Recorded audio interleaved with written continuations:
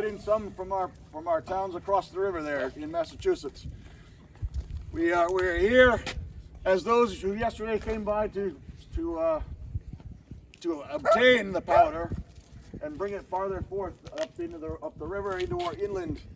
It's being hidden in various towns, Durham, Madbury, Exeter, and other places where it will be kept safe from the ministerial forces in Boston under the authority of General Gage, who has been actively planning and plotting to go around New England and seize our forts, our supplies of powder, gunpowder, warlike stores, cannon.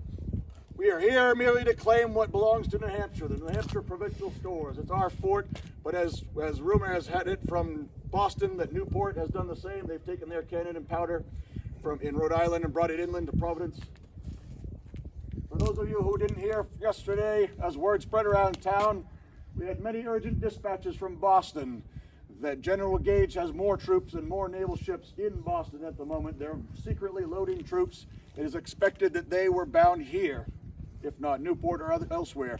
And it is only a matter of time that they would come here, seize our fort, and could potentially use our cannon and our muskets and our powder against us to subvert any act of open defiance or protest as they have in Boston and Massachusetts for more than a decade. That entire province, our brothers in Massachusetts, have been subjected to martial law for most of that time under a military commander. Their governor has been removed, their provincial resolves, their provincial assembly has been dissolved. Provincial charter has been revoked. The intolerable acts have been passed by Parliament. We, as true subjects of King George, as free Englishmen, seek only to defend ourselves and stand up for our rights as free Englishmen, as true subjects of King George. But we do not agree with Lord North and many of the members of Parliament. We are here to defend our rights as free Englishmen and to be represented equally in Great Britain under King George. But, gentlemen, the time has come. We have met with the governor earlier today.